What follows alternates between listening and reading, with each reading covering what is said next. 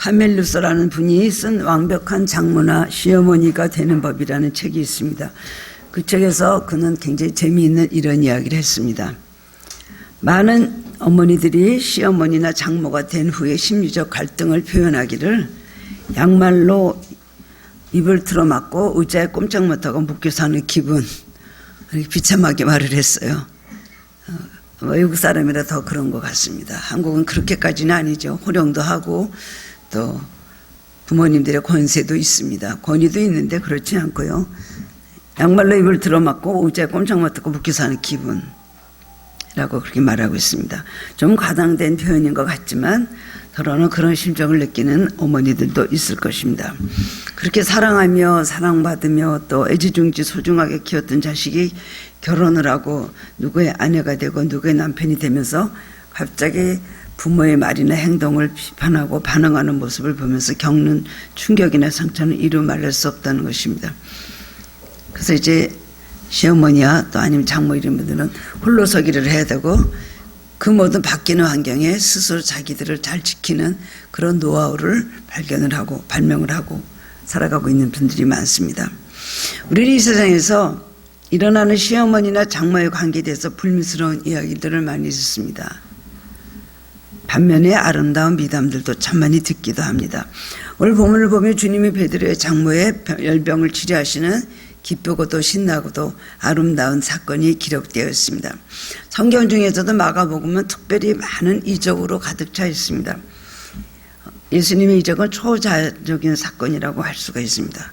그러나 거기에서만 의미를 두면 안 됩니다. 어떤 사건을 어떻게 일으켜서 어떤 기적을 행하셨다는 데만 의미가 있는 것이 아니고 예수님 병 고치시는 일, 귀신을 내쫓으신 일, 5,000명을 먹이신 일 전부가 그건 기적입니다. 그러나 그 기적에 그치는 것이 아니라 기적을 통해서 하나님은 말씀하시는 계시의 숨은 뜻, 그 기적을 통해서 우리가 뭘 깨달아야 되며 그 다음에 하나님께서 뭐를 원하시는가 계시를 통하여 우리에게 주시는 것을 우리는 그것이 우리에게 기적을 보여주시는 하나님의 참뜻이라고 할 수가 있습니다. 예수님께서 공생의 초창기에 가버나움에서 사역을 하실 때입니다. 시몬 베드로의 집에 가버나움이 있었는데 본문에서는 베드로와 안드레의 집이었다는 거예요. 형제가 같이 돈을 합쳐서 샀는지 어쨌는지 모르지만 어쨌든 형제가 같이 살고 있었으면 분명합니다. 베드로의 본래 고향은 벳세다죠.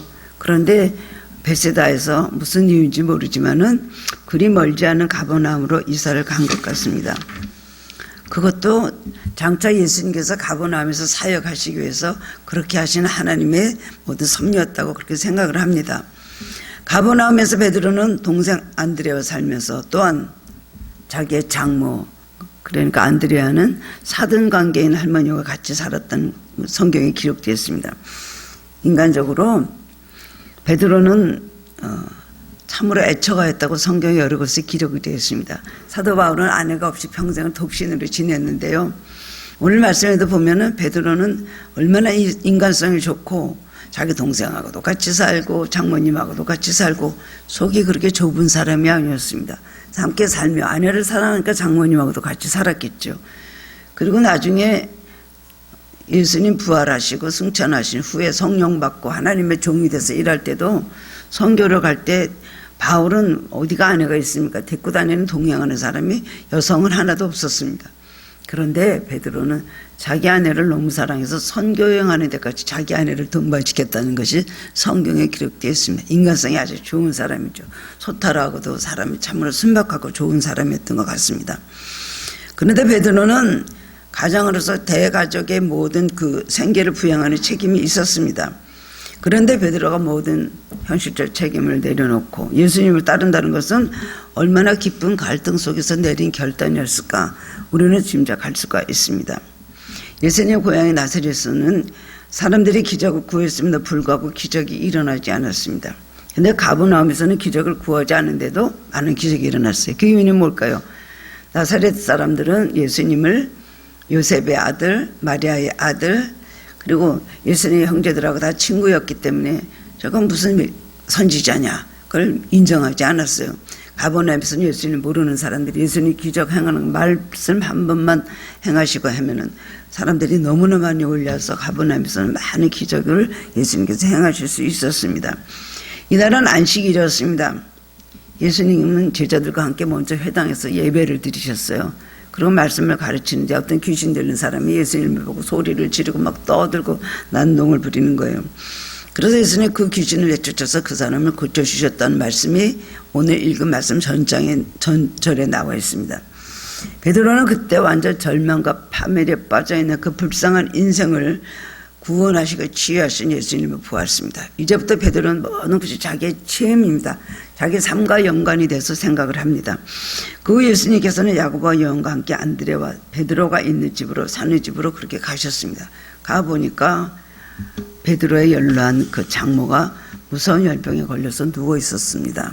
어떤 종류의 열병인지 모르지만 베드로의 장모가 고침을 받고 그 이후에 그 다음날 해가 저물자, 이스라엘에서는 해가 저물면 그때부터 새로운 아침, 안식일이 끝나는 저녁이 되자 갑자기 엄청난 많은 사람들이 그 집에 모여들었다 그랬어요. 그것은 뭘까요? 예수님께서 고칠 수 없는 이 베드로의 열병, 고쳐질 수 없는 것을 예수님 그것을 고치셨다는 거예요. 손 한 번 이렇게 붙잡고 일으키시니까 그 장모가 일어났습니다. 그러면 우선 베드로의 역할은 무엇일까요? 그는 예수님을 자기 집으로 모시고 가는 일, 가장 중요할 그거 한 가지밖에 한 것이 없습니다. 그리고 상당히 성격이 급한 사람인데도 불구하고 예수님께 나의 장모가 병을 들었으니 고쳐달라고 그렇게 조급하게 부탁을 하지 않습니다. 그래서 30절에 보면 사람들이 그 여자에 대해서 예수님께 여쭙다 그랬어요. 이렇게 장모가 병이 들어 누워 있습니다. 사람들이 그걸 알렸다는 것입니다. 베드로가 직접 이야기한 것이 아니고 사람들이 알렸다고 성경이 기록하고 있습니다. 그저 베드로가 한 일은 그저 선생님을 자기 집으로 모시고 간 것뿐이에요. 그런데 예수님은 이 집의 문제를 미리 아시고 그 집의 문제를 그 집에 가서 해결해 주셨다는 겁니다. 오늘 본문은 뭐 간단한 사건이에요. 29절에서 34절 그냥 베드로의 집에 가니까 베드로의 장모가 누워있었고 예수님께서 손을 일으키시니까 일어나서 고침을 받고 수정 들었다. 간단한 어떤 사건을 묘사한 것 같지만 이 말씀에는 엄청난 많은 뜻이 숨어져 있습니다. 아까도 말했지만 하나님의 기적을 우리에게 주실 때는 무엇을 가르쳐 주시기 위함인가? 기적을 통해서 우리는 깨달아야 되고 기적을 통해서 우리는 하나님의 어떤 분이신가? 너가 어떤 사람이 되어야 되는가를 우리에게 그 다음에 더 중요하다는 것을 우리에게 알게 해주시는 겁니다. 본문을 통해서 그 의미를 깨닫고 함께 은혜를 나누기를 원합니다. 첫 번째로는 주님은 우리의 삶의 모든 영역에 동참하시길 원하신다는 거예요. 우리 주님 상관이 없다고 생각하죠. 주님 나를 모른다고 생각하죠. 주님은 나를 기억하실까? 우리는 그렇게 생각을 하지만 그렇지 않습니다. 하나님은 우리가 정말 우리가 어떻게 속된 표현을 하면 지겨울 정도로 우리를 추적하시고 따라다니시는 분이세요. 그러니까 우리가 잘못한 것이 많으니까 하나님은 자꾸 마크를 합니다. 너 그렇게 하면 안 된다. 너 그것을 구하면 안 된다. 넌 그것을 사랑하면 안 된다. 그쪽으로 나가면 안 된다. 하시기 때문에 자꾸 우리 손을 내시는 거죠. 그건 뭐예요? 우리 삶에 동참하신다는 거죠. 그래서 영원한 그 세계, 우리가 이 세상에 살면서 영적인 하나님 백성을 만들기 위해서 하나님 우리 삶에 동참하시고 자꾸만 우리를 깨닫게 하시고 경책하신다는 거예요. 근데 우리는 그것에 대해서 참 이렇게 좀 하지 않으면 좋겠다. 내 멋대로 살았으면 좋겠다라는 생각을 많이 하지만은 하나님 우리에게 잘못된 우리 삶에 동참하셔서 우리를 바른 길로 인도하실 뿐만 아니라 우리가 고통당하고 어려움 당할 때, 우리가 쓰러져 있을 때 하나님은 오셔서 우리를 삶에 도와주시고 구원해 주시고 치유해 주시기를 원하신다는 겁니다. 내 삶에 하나도 하나님과 무관하거나 하나님이 모르시는 일 하나도 없습니다. 여러분 깊이 기도 생활에 들어가고 하나님 음성을 듣게 되면 이렇게 세밀하게 나를 기억하고 계시는구나. 그냥 우리를 함께 하시는 분이시죠.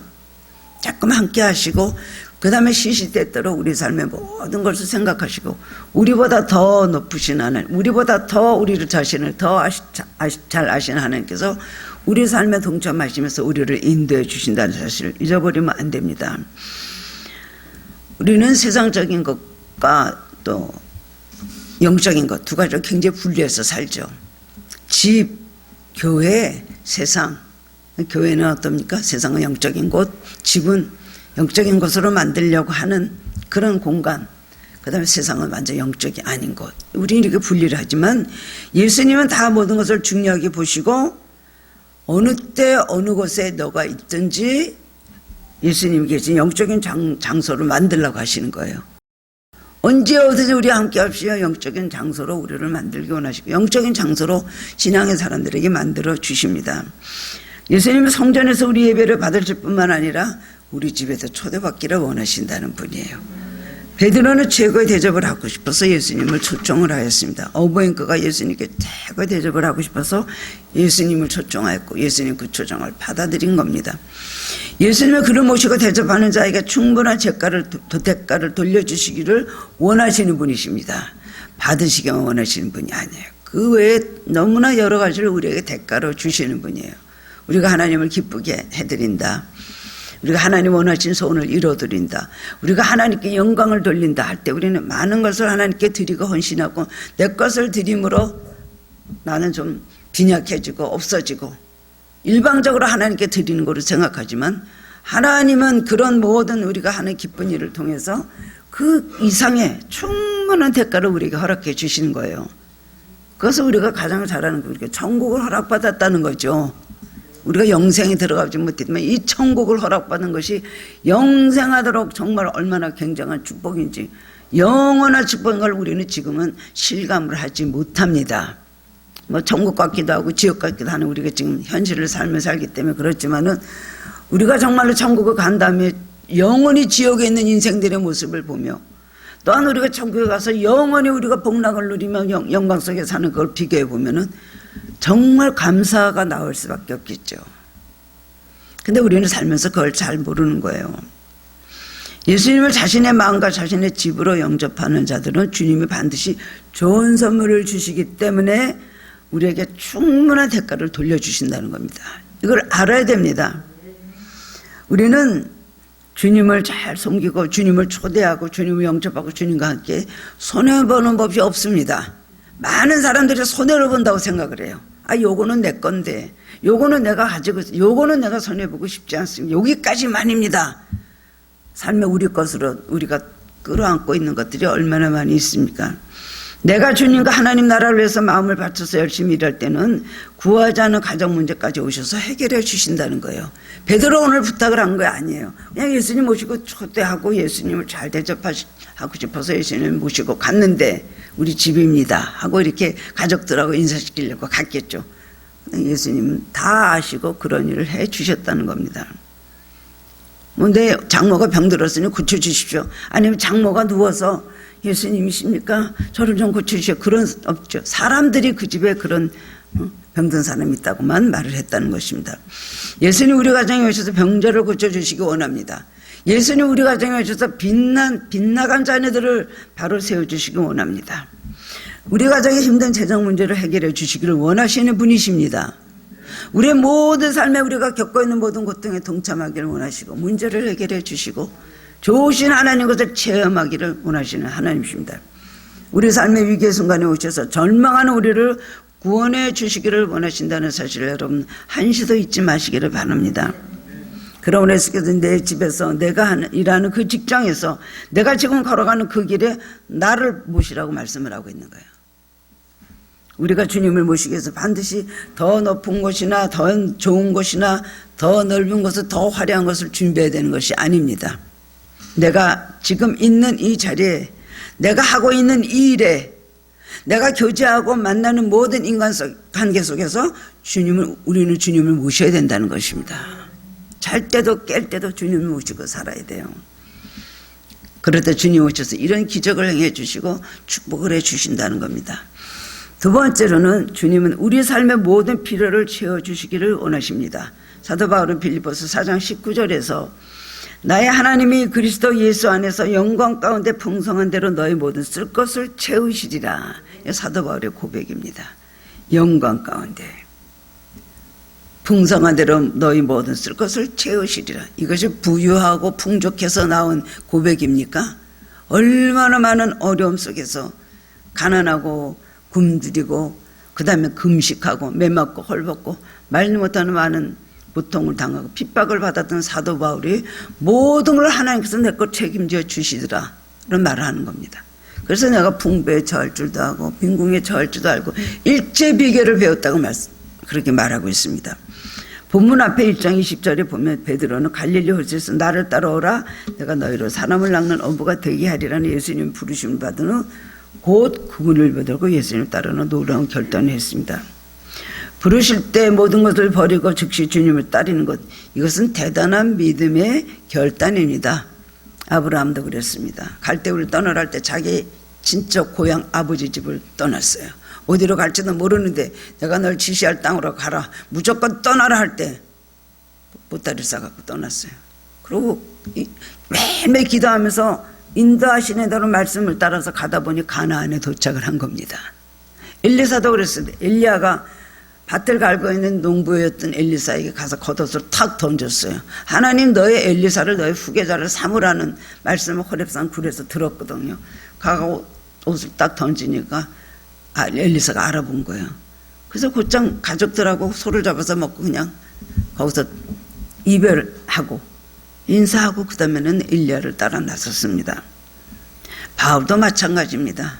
자기가 몰라서 예수 믿는 사람을 핍박하고 죽이는데 앞장섰지만 다메섹에서 예수님을 만난 이후로 곧장 어떻게 됐어요?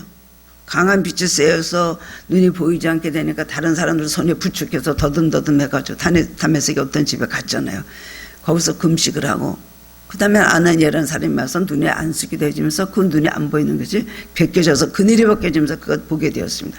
그런 곧장요 예수 믿는 사람들이 있는 그 그룹에 들어가서 그리스도가 주라 외쳤다는 거예요. 여러분 주님께서 우리에게 뭐를 요구하실 때, 주님께서 우리에게 뭘 부탁하실 때 이것을 우리가 들어드리는 데 대한 결단, 주저하지 않고 주님의 말씀은 그렇게 하겠습니다라는 네 하는 순종이 있어야 되는 것입니다. 베드로가 이렇게 그야말로 예수님의 수제자가 된 데는 그만한 그릇이 되고 그만한 하나님께서 보실 때 정말 쓸만한 좋은 점이 있기 때문에 그랬던 거 사실이에요. 의롭지도 않았습니다. 죄인이었습니다마는 예수님이 게네사렛 호숫가에서 고기 한 마리도 잡지 못하고 그때 베드로를 보시고 고기 잡은 것이 있냐? 하나도 없다 그랬죠. 밤새도록 고기를 잡았지만 한 마리도 잡지 못했습니다 할 때 예수님께서 배 깊은 곳에 가서 그물을 내려 고기를 잡으라 명령을 하실 때 거기에 그물을 내렸어요. 믿어지지 않지만 그물을 내렸다는 겁니다. 거기에 무슨 고기가 있어요? 금방 내가 그물을 내렸는데 한 마리도 잡지 못했는데 무슨 거기 고기가 있습니까? 하지 않고 말씀에 의지하여 그물을 내리다고 그리한즉 그물이 찢어지도록 고기를 잡았잖아요. 그런 체험을 했습니다. 그 전에 또 베드로는 예수님께서 가셔서 좀 배를 좀 빌려줘라, 육지에서 배를 좀 띄워달라고 부탁하시고 그 배를 빌려달라고 부탁을 하셨어요. 베드로는 예수님인지도 몰라요. 그런데도 배를 좀 육지에서 다 지금 들어와서 그물을 이제 씻고 있는데 예수님이 다시 배를 호수에 띄우라 그러는 거예요. 그리고 그 위에서 말씀을 하시겠다 빌려달라 그러는 거예요. 베드로는 아무 상관 없이 그걸 다 들여드렸다는 겁니다. 우리 같으면 그러면 그 말대로 할까요? 어쩌고 저쩌고 토를 달고 뭐 이러냐고. 우리는 체험을 너무나 많이 하고도 주님의 말씀이 어떨 때는 또 그게 싫으면 또 딴소리예요. 뭐 어쩌고 저쩌고 불평만 하고 순종하지 못할 많은 어떤 뭐 자기의 논리적인 이론을 갖다 대는 경우가 참 많이 있습니다. 예수님 부탁을 들어드렸죠. 그 다음에 예수님 말씀에 순종해서 그 다음에 그물이 찢어들고 고기를 잡혀. 그럴 때 뭐라 했어? 난 죄인입니다. 주님 나를 떠나소서 할 때 예수님께서 나를 따라오너라 내가 너를 사람을 낳는 어부가 되게 하리라 할 때 곧 그물을 버려두고 예수님 따랐다 그랬어요. 오늘 그 사건이 먼저인지 이 사건이 먼저인지는 잘 모르겠지만 누가복음 5장의 그 사건과 오늘 마가복음의 1장의 이 사건을 통하여 베드로는 예수님이 어떤 분인지 확실히 알았어요. 눈이 둥그레졌습니다. 대단하신 분이구나. 그래서 예수님을 따라다니는 발걸음이 조금도 망설임이 없이 그렇게 됐다는 것입니다. 사실 베드로는 어부생활을 청 사람 이 많은 가족들을 누가 먹이나, 더구나 자기 동생 안드레까지 자기하고 똑같이 제자의 길로 들었었어요. 그렇지만은 뒷일에 걱정됐지만은 그 사건을 통하여서 예수님이 장마의 병을 고쳐주신 걸 보고는 베드로의 고민에 대한 해답이 되었습니다. 죽을 수밖에 없는 내 장모님의 병을 예수님이 일으키심으로 고쳤는데 이제부터는 나의 가족들의 건강과 생명과 생계 문제를 해결해 줄 수 있는 분이 예수님이라는 걸 알게 되었다는 것입니다. 그리고 가족에 대한 필요의 모든 것을 자신을 통해서가 아니라 절대자이신 예수님을 통해서 해결이 될 것을 믿었다는 거예요.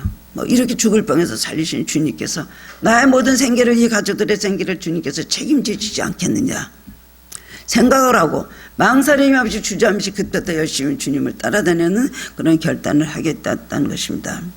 일용할 양식도 주시겠지 하는 믿음을 가졌기 때문에 자기의 생계를 그만둬도 하나님께서 어떻게 하실 줄 알았습니다. 그때부터 자기 가버나움 집은 뭐가 됐어요?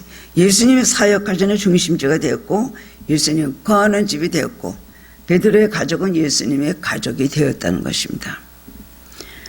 예수님이 안식일에 베드로의 장모의 병을 고쳤다는 소문이 순식간에 퍼졌습니다. 해가지고 안식일이 끝나니까 사람들은 모든 명자 귀신 들린 자를 예수님께서 데리고 왔습니다. 선교센터가 된 거예요. 선교센터. 예수님 안식일도 하시는 그런 사역지가 되었습니다. 마가복음 1장 33절 읽기 때문에 온 동네가 문 앞에 모였더라고 했습니다.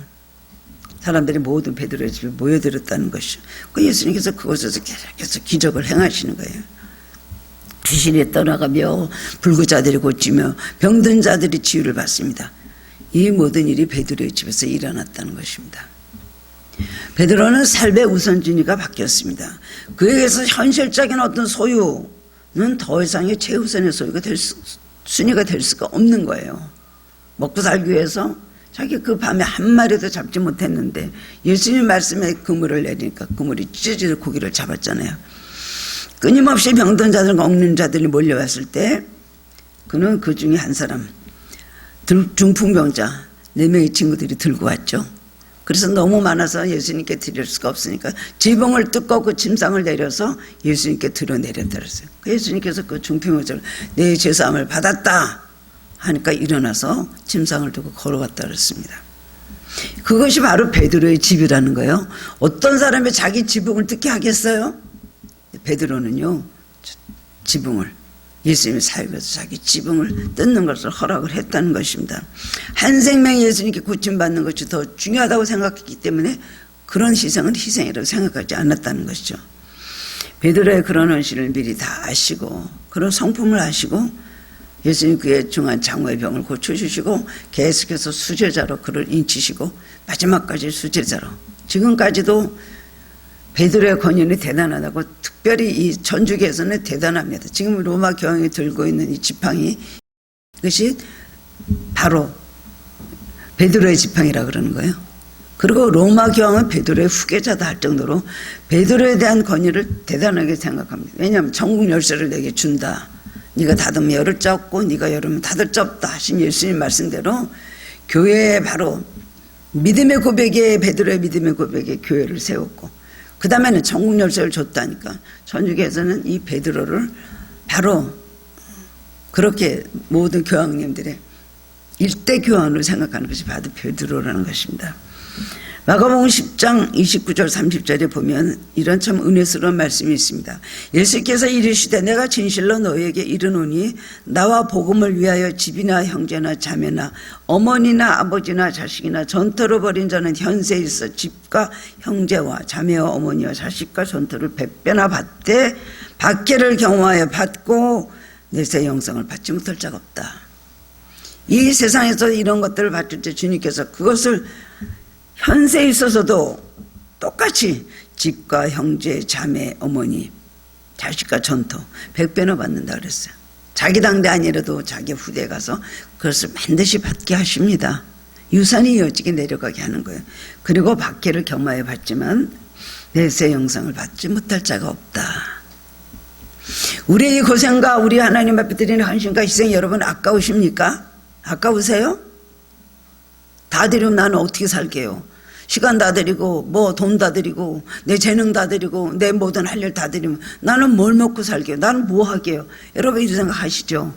그렇다고 우리가 현실을 무시하고 현실에 충실하지 않고 하나님만 바라보고 다 그렇게 하라는 종말론자 같은 믿음이 아니라 우리는 얼마든지 현실에 주님께서 주신 일을 하며 주님께서 주시는 축복을 받고 마땅히 또 우리 책임과 의무를 해야 되겠지만은 우리는 삶에 있어서 하나님 앞에 드리는 모든 것들은 절대로 외상이 없고 거저가 없다는 것입니다. 반드시 주님께서는 대가를 찾아주신다는 거예요. 이것이 그 사람의 믿음의 분량을 측정할 수 있는 잣대라고 할 수가 있습니다. 주님에서 무엇인지 자기 것을 버리면 잃는 것이 아니라 그것을 인해서 더 큰 것을 얻게 된다는 것이에요. 기독교는 굉장히 이율배반적인 종교가 아닙니까? 잃으면 얻고 버리면 찾게 되고 죽으면 살고 그 다음에 나누면 흩어지면 다시 내 품으로 돌아오고 누르고 흔들어 넘치도록 부어주라. 그러면 너에게 남에게 주라.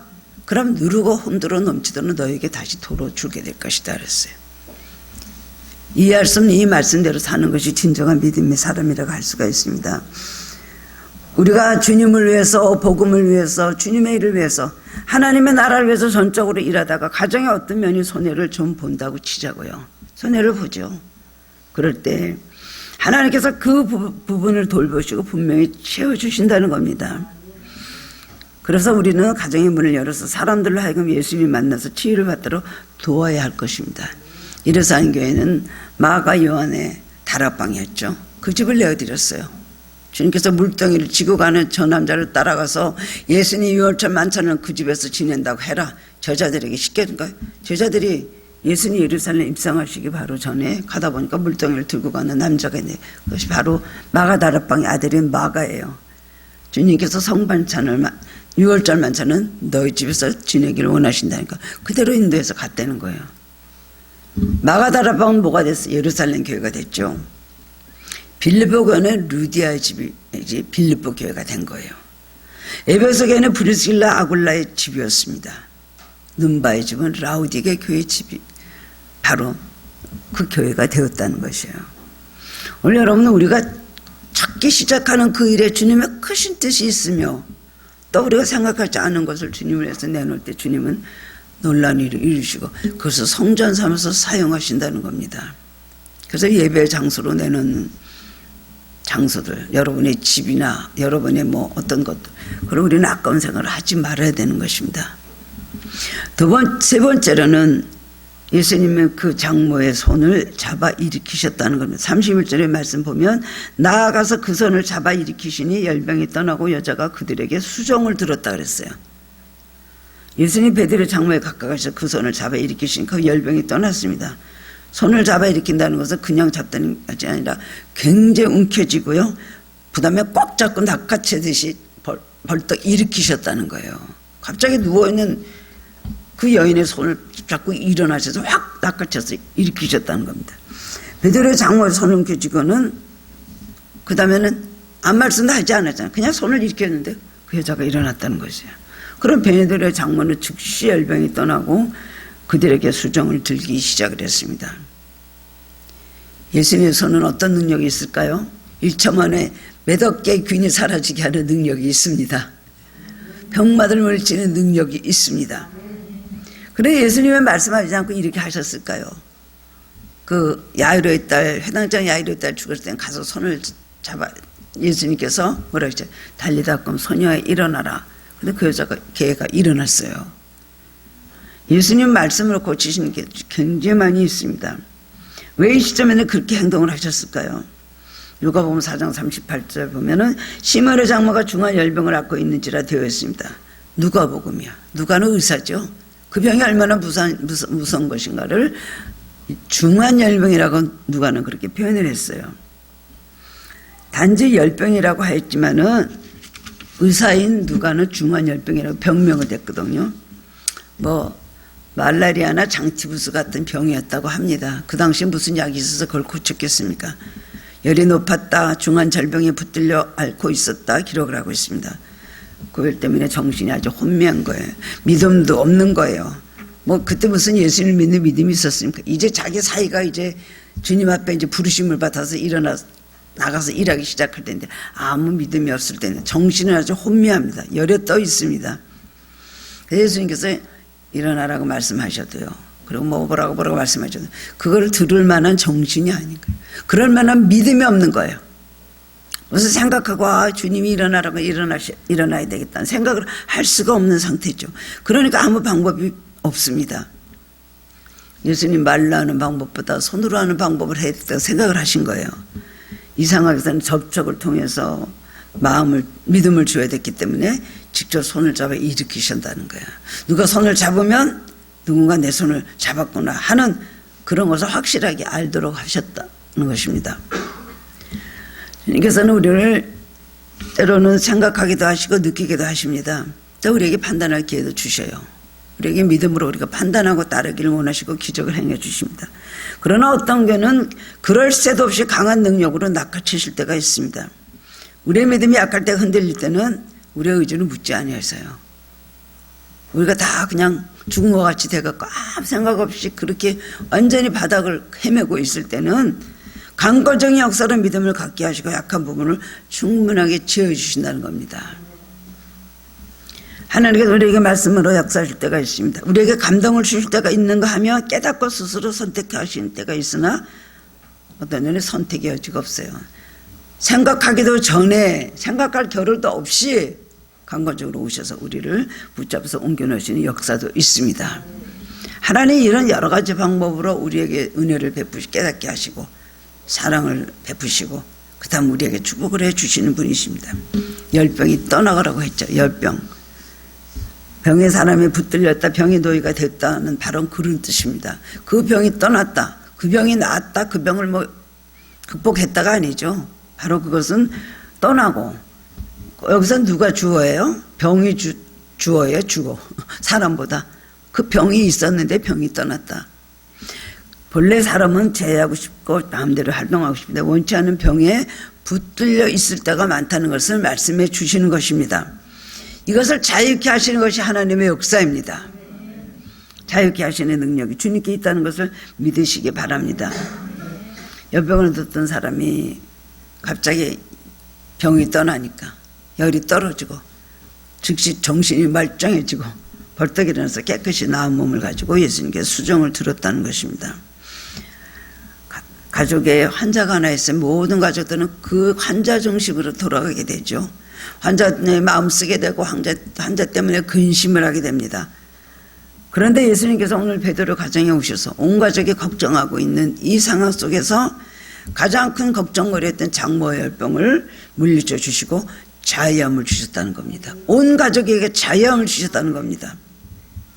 베드로 안에서 나를 따르라고 하시면서 집을 떠남으로 너의 가정에 문제가 있다면 내가 그것을 해결해 주겠다, 책임지겠다고 하는 중요한 계시가 여기 있는 것입니다. 다시 한번 사명감을 정말 두텁게 하는 말씀이라고 할 수가 있겠죠. 베드로 장모는 즉시 일어나서 감사한 마음으로 예수님과 그 일행의 시중을 들었다는 것입니다. 벌떡 일어나다. 이렇게 벌떡 일어나서 시중 들기가 쉽지 않은데 얼마나 감동이 되고 감격이 됐으면 일어나서 벌떡 일을 하기 시작했습니까? 예수님의 크신 사랑이 감격한 베드로의 장모가 그때부터 사위와 함께 예수님의 동력자가 됐다는 것입니다. 그 집은 모두 예수님의 동력자가 되었습니다. 아내도 또 가사일을 돌봤겠죠. 뭔가를 했겠죠. 그 다음에 베드로가 있죠. 안드레가 있죠. 장모가 시중 들었죠. 이런 걸 보면서 주님은 기적 가운데 우리 가정에 찾아오셔서 어떤 하나님의 뜻을 이루시고 너뿐만 아니라 모든 가족이 다 주님의 동력자가 된다는 것을 바라신다는 걸 여러분 기억하시기를 바랍니다. 나 구원받았어요? 온 가족이 구원을 받기를 원하십니다. 주 예수를 믿어라. 그리하면 너와 내 집이 구원을 얻으리라. 우리가 아내들은 하나님께서 기도를 많이 시켜요. 아내들이 우리 하나님께서 먼저 와서 기도를 많이 하고 체험 많이 하고 정말 뜨거워지고 그야말로 놀랍도록 빨리 성장을 합니다. 그러면은 자기 혼자 믿으라는 것입니까? 그 다음에 주님께서 정말 주께서 원하시고 주님께서 향하시는 건 남편이에요. 남편. 아내가 예수 잘 믿어요? 나 예수 잘 믿어야 될 사람인가 아시기를 바랍니다. 나 예수 잘 믿고 나 동일하게 아내와 똑같이 주님의 일을 해야 되는 사람인 걸 믿으시기 바랍니다. 자기 반열이라는 것이 있습니다. 우리 아이들도 예수 잘 믿고 장차 이들이 앞으로 성장한 다음에 하나님 나라에서 크게 일할 일꾼들이 되어야 되는구나. 이걸 기억해야 돼요. 나만 잘 믿으면 돼요? 나만 헌신하면 돼요? 절대로 아닙니다. 나만 기도해요? 나만 잘 되고 내 신앙만요? 자기 자녀들한테 나 관심도 없고 이거는 이제 고쳐야 될 부분이라고 생각을 합니다. 때가 돼야 이루어지지만 반드시 하나님의 뜻을 이루어야 되는 것입니다. 예수님 치료는 사람들이 하는 것과 다릅니다. 예수님 통해서 병고침을 받은 사람은 그때부터 예수님 섬김으로만 그 은혜와 건강을 지속하실 때만 믿으시기 바랍니다. 여러분의 어려운 문제는 주님께서 해결해 주셨어요. 그럼 계속 그런 은혜를 받기를 원하죠. 기적을 체험했다면, 아니면 어떤 축복을 받았다면, 체험이 있고 확실히 하나님께서 나를 통해 내 삶이 이렇게 달라졌다 생각하죠. 그때부터 계속해서 뭐예요? 은혜를 지속하고 믿음 생활을 지속할 때만 그 축복이 지속된다는 걸 아시기를 바랍니다. 은혜 받고요, 그 다음에 다 쏟아버리고 세상으로 나가면 절대 그 축복은 유지가 되지 않더라고요. 오히려 더 주님께서 채찍질을 하실 수가 있죠. 우리 문제는요, 받기만 하고 섬기지 않으려는 데 있습니다. 받으려고만 하는 것이 이게 문제예요. 우리가 축복을 주셨다면, 기적을 체험했다면, 회복시키셨다면 이전보다 주님을 더 섬기고 영광을 돌리는 새로운 삶을, 주님께 수종되는 삶을 살아야 할 것입니다. 교회 와서 예배드리니 각자 자기 집으로 돌아갑니까? 베드로처럼 예수님을 여러분의 집으로 모시고 가십니까? 아니면 안녕히 계십시오. 그때부터 문 닫고 완전히 다 잊어버리고 세상에 나가서 세상 사람으로, 자연인으로, 생활인으로 그렇게 여러분 살아가십니까? 언제 어디서나 주님을 모시기, 우리 삶의 이걸 최고의 삶의 목표를 삼아야 될 것입니다. 여러분 삶에 예수님 안 계시는 영역이 있나 한번 생각해 보시기 바랍니다. 예수님 안 계시는 자리, 그 영역, 내 마음대로 하는 것이 있지 않습니까?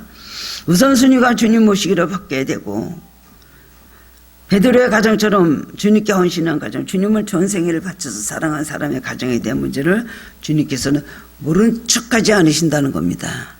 여러분 모른 척 하시는 것 같죠? 모른 척 하지 않으십니다. 반드시 오셔서 돌봐주시고 책임을 주셨다는 것을 잊지 말아야 될 것입니다. 오늘 예수님 오셔서 여러분의 병든 손을 잡아서 일으켜 주시기를 축원합니다. 이 말씀의 기적이 여러분, 저와 여러분의 삶에 매일매일 체험되기를 원합니다. 매일매일 오셔 우리 손을 벌떡 잡아주시고, 낙심하고 좌절하고 힘이 빠져있고 침체되어 있을 때, 연약해져 있을 때 우리를 이끌어주시고 손을 이끌어주신 주님, 오늘 이 기적이 매일매일 우리에게 체험되어야 될 것입니다. 누워있던 자리에서 벌떡 일어나시기를 축원합니다. 주님을 모심으로 주님의 특별한 은혜를 경험하고, 또한 주님과 믿음의 형제들을 섬기는 일에 힘을 다해 헌신하는 하늘께 성도님들 되시기를 주님의 이름으로 축원합니다. 사랑의 주님 은혜를 감사드립니다. 얼마나 소망을 주고 우리에게 힘을 주시는 말씀인지요. 낙심하고 좌절하고 있다가 주님 오셔서 내 손을 잡으시면 내가 벌떡 일어날 걸 믿습니다. 주님, 우리 마음에 예수님을 초청합니다. 우리 가정에 예수님을 초대합니다. 우리 삶에 예수님을 모셔드립니다. 내가 내 멋대로 살며 내 생각대로 살며 주님을 내 마음에서 모시지 않고 주님을 내쫓아버리고 내 마음대로 하다가 실패된 일들이 많이 있다면 오늘 예수님 다시 내 마음속에 모시게 하여 주옵소서. 내 깊은 중심에 오셔서 자리하시고 떠나지 말아 주시기를 원합니다. 우리 가정에 오시옵소서. 우리 하늘께 오시옵소서. 이 나라와 이 사회에 찾아오셔서 주님의 원하신 바를 이루시고, 다 누워있고 병들어 있고 죽어져 있는 것들을 주님의 손으로 어루만지시고 이끌어 주셔서 다 살려주시기를 원합니다. 그런 놀라운 전국적인 회복이 있기를 원합니다. 그리고 부르시는 주님의 음성을 듣고 우리도 어떤 영역에서든지 주의 말씀대로 주신 삶을 잘 감당할 수 있게 하여 주옵소서. 오늘 마음속에 오시면 주님께서 주신 평화와 은혜가 있습니다.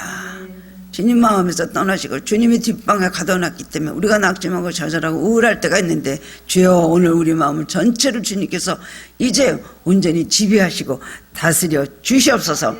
근심했던 일들이 기쁨의 일로 바뀌고 낙심했던 일들이 소망으로 바뀌고 하나님 다시 한번 밝은 길로 사명을 향해 달려나갈 수 있게 하여 주시옵소서. 예수 그리스도 이름으로 감사하며 기도드리옵나이다. 아멘.